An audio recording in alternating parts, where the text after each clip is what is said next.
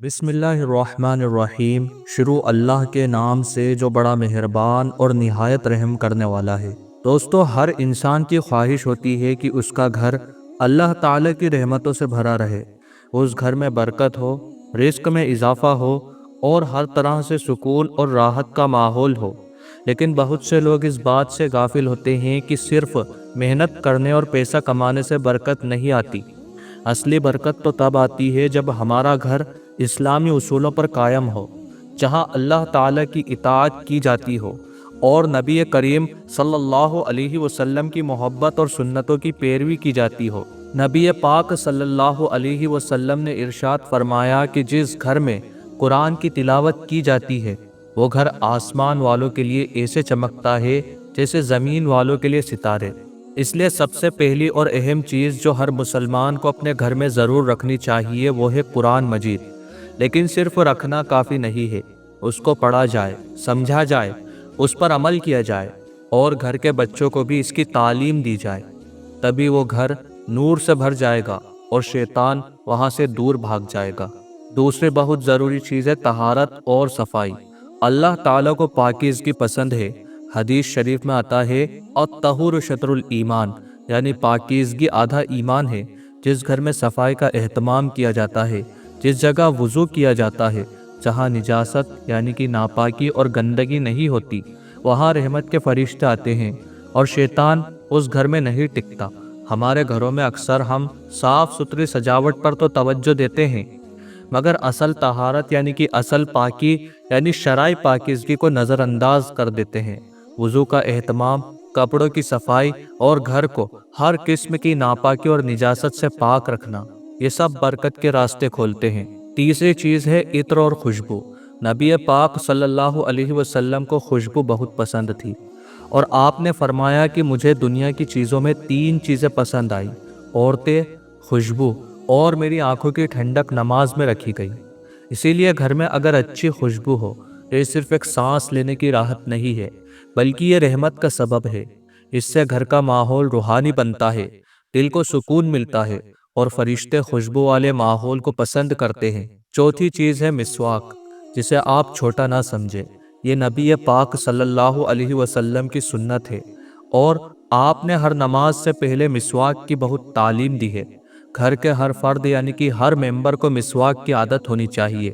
یہ صرف دانتوں کی صفائی نہیں کرتی، بلکہ ایک مبارک عمل ہے جو فرشتوں کو محبت دلاتا ہے اور انسان کے اعمال کو پاک بناتا ہے۔ پانچویں چیز ہے تسبیح اور اللہ کا ذکر۔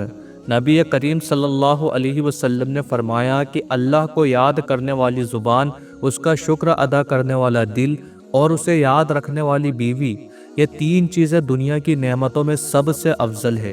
جب گھر میں اللہ کا ذکر ہوگا، سبحان اللہ، الحمدللہ، اللہ اکبر، یہ آوازیں گونجیں گی تو اس گھر میں سکون، برکت اور رحمت کا نزول یقینی ہے۔ چھٹی چیز ہے مہمان نوازی۔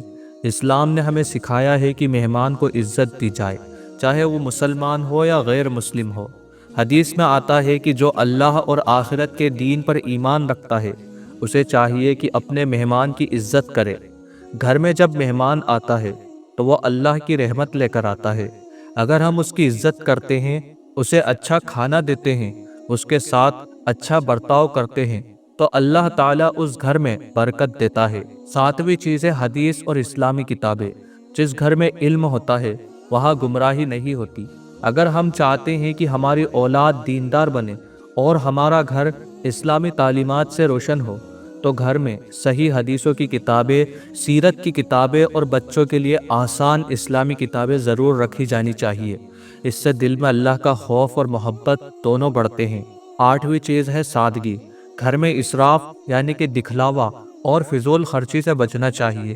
جو تھوڑے میں راضی ہو جاتا ہے، اس پر اللہ تعالیٰ اپنی رحمت کے دروازے کھول دیتا ہے۔ جب ہم نقصان دینے والے کھانے پینے اور پہناوے اور ساج سجا میں فضول خرچی سے بچتے ہیں اور سادہ زندگی اپناتے ہیں، تو ہمارے گھروں میں نہ صرف برکت آتی ہے بلکہ جھگڑے، حسد اور دل کی سختی بھی دور ہوتی ہے۔ نویں چیز ہے نماز کا پابند ماحول۔ نبی پاک صلی اللہ علیہ وسلم نے فرمایا، نماز دین کا ستون ہے۔ اگر گھر میں نماز نہیں پڑھی جاتی تو پھر وہاں شیطان کا ڈیرا ہوتا ہے۔ لیکن اگر گھر کا ہر فرد ہر ممبر نماز کا پابند ہو، مرد مسجد جائے اور عورتیں گھر میں جماعت سے نماز پڑھے، تو اللہ تعالیٰ اس گھر کو اپنی رحمتوں سے بھر دیتا ہے۔ صبح کی نماز کے بعد کی دعائیں، شام کو قرآن کی تلاوت، یہ سب گھر کو جنت کا سایہ بنا دیتے ہیں۔ 10ویں اور آخری چیز ہے صبر اور شکر کا رویہ۔ انسانی زندگی میں مشکلیں بھی آتی ہیں اور نعمتیں بھی آتی ہیں، لیکن جو انسان ہر حال میں اللہ پر یقین رکھتا ہے، مشکل میں صبر کرتا ہے اور نعمت میں شکر کرتا ہے، اس کے گھر میں اللہ تعالیٰ کبھی قلت نہیں ڈالتا۔ قرآن مجید میں اللہ تعالیٰ فرماتا ہے، اگر تم شکر کرو گے تو میں تمہیں اور زیادہ دوں گا۔ اگر ہم ان 10 باتوں کو اپنے گھروں میں شامل کر لیں، قرآن، صفائی، خوشبو، مسواک، تسبیح، مہمان نوازی، علم، سادگی، نماز اور صبر اور شکر، تو انشاءاللہ ہمارا گھر اللہ کی رحمتوں سے بھر جائے گا۔ برکت، دولت، سکون اور محبت کا ایسا ماحول بنے گا جو صرف اس دنیا میں نہیں، آخرت میں بھی کام آئے گا۔ اللہ تعالی ہم سب کو عمل کی توفیق دے، آمین۔